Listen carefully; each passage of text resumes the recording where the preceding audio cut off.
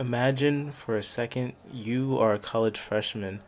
With your group of friends, you made your first week on campus.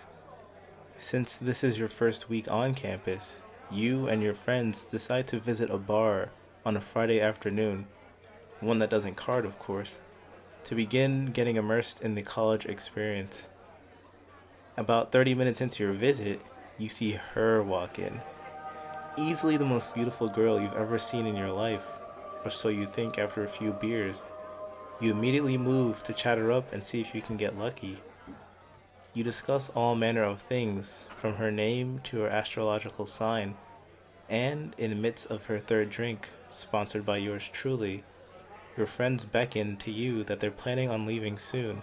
Hearing this, you turn back to her and ask what her plans are for the rest of the night, only for her to respond with, "I'm gonna go to my boyfriend's house." As she awkwardly thanks you for the drinks and leaves, your friends pat you on the back and tell you that it's alright, you'll get 'em next time. We have all been there. After recovering from that heartbreak, you're left baffled. Why did she lead me on, you ask your female friends, only to get a plethora of uninformative answers. She was just a bad person, or she probably didn't know you were interested. Other dumb things like that allows her to evade the question. They then give you advice on how to improve, but their answers are asynchronous with each other. Why do they all have different requirements for a man? And why are their lists so expansive? Or, in layman's terms, why are women so goddamn picky?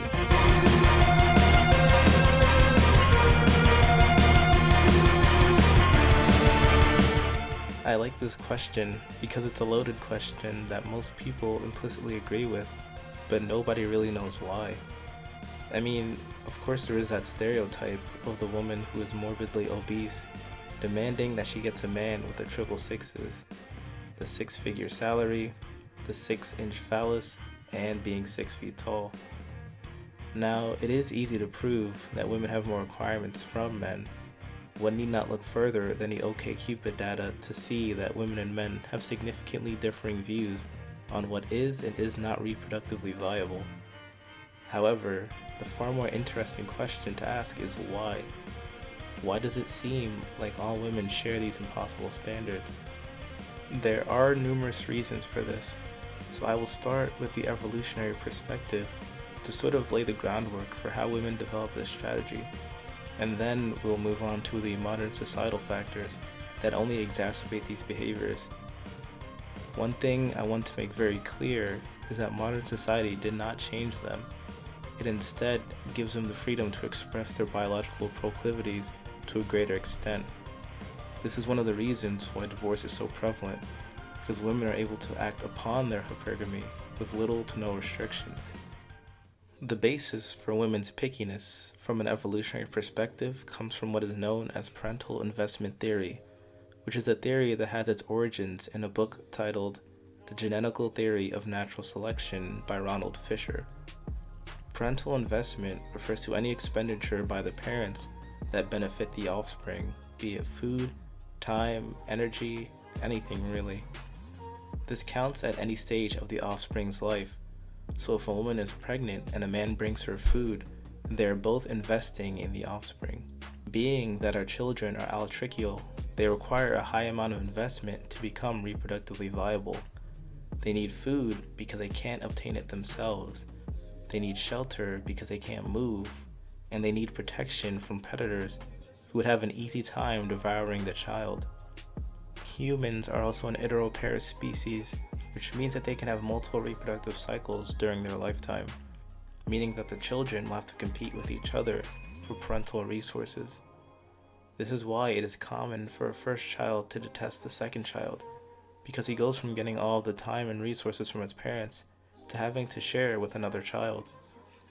Since the parent gives just enough to each child to make sure that they develop properly, at least in an ideal world, then that means that the new baby will get more time than the older child, because the older child is more self-sufficient. It is up to the parents to decide whether they should invest in their current offspring, or should they take those resources and invest it into making a new crop of progeny. This is where the important part of the theory comes in, at least as it relates to humans. Since the process of having and raising a child is so expensive, biologically speaking, the one who has the most investment in the child is the one who will be more keen to make sure that their investment doesn't go to waste. This is why women are highly selective, while men have a broad range of women they find attractive.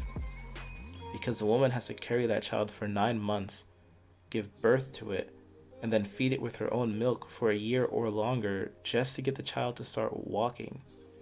It is a steep investment that the woman must make in order to maintain the child, which is why they want to make sure they get a man that can adequately take care of her and her child. Note that this does not necessarily mean that she must be sexually attracted to the man, or even that she will have the child with that man.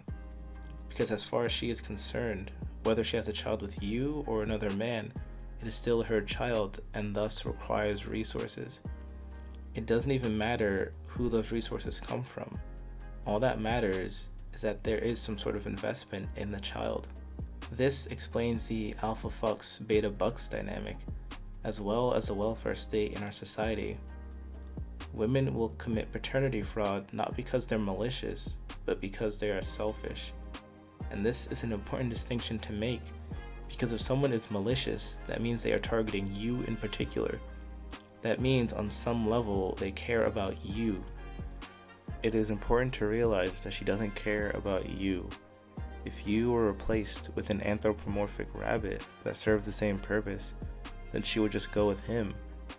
The grief she feels when you die is simply her mourning the loss of a longtime provider. Think about it like this. Why does a child cry when their favorite toy breaks? Because that toy can no longer serve its purpose. That is not love, because it is conditional. If it were love, he would love the toy even after it broke, because it is essentially the same toy. So now that we covered what women want and why they want it, let's examine how society allows them to fulfill their biological imperatives. First, let's talk about how they can extract resources. There is child support, so they can essentially use the government to force men to give them access to his resources, which is again all they wanted from the man to begin with. They don't care about the mental development of the children, because as far as they're concerned, all they must do is invest resources into the child for it to become reproductively viable. As if child support wasn't enough, women also get rewarded for divorce in the form of alimony.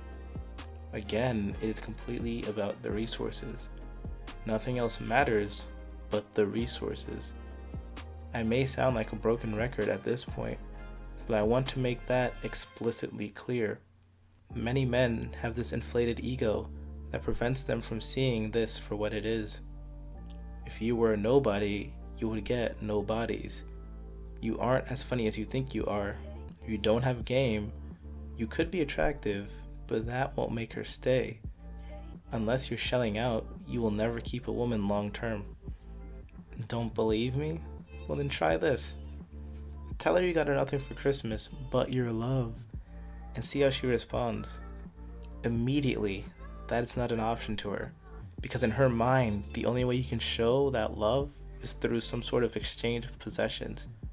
Whether you buy her something, or just flat out give her money. Maybe I should say it one more time for my slower fellows in the back.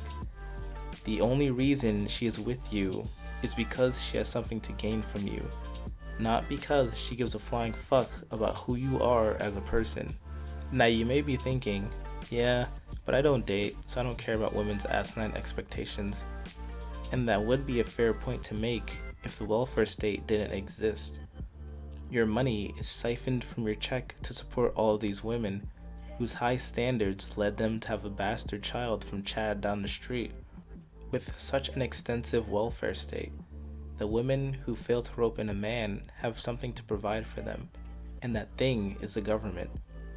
No man is necessary, and thus the single mother epidemic is born. This also means that a man must be worth significantly more in her eyes to be better than getting free money, which only facilitates her seemingly impossible standards. The men are not competing with other men. They are competing with resources, which is significantly harder to beat than another man. This is why women have such high standards. A lot of women may counter by saying, "Oh, it's because we know our worth now." And there is an argument to be made there.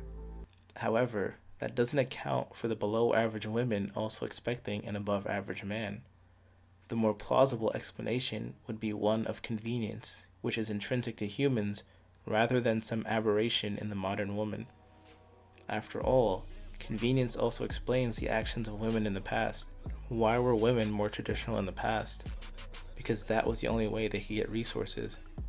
Or, to put it in layman's terms, why buy the cow when you can get the milk for free?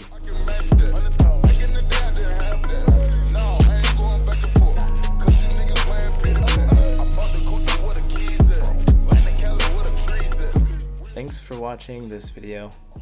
I understand that I left out a lot of factors like societal shaming and pop culture, but I don't believe those are as direct as resources, because the resource distribution changes before the women begin going into damage control and lessening the amount of social shaming for using those resources. But that's simply my opinion. Perhaps I'll make a video about how societal attitudes have changed over time, but quite frankly, that isn't as interesting to me. But yeah, like and subscribe for more content like this, and as always, stay prosperous.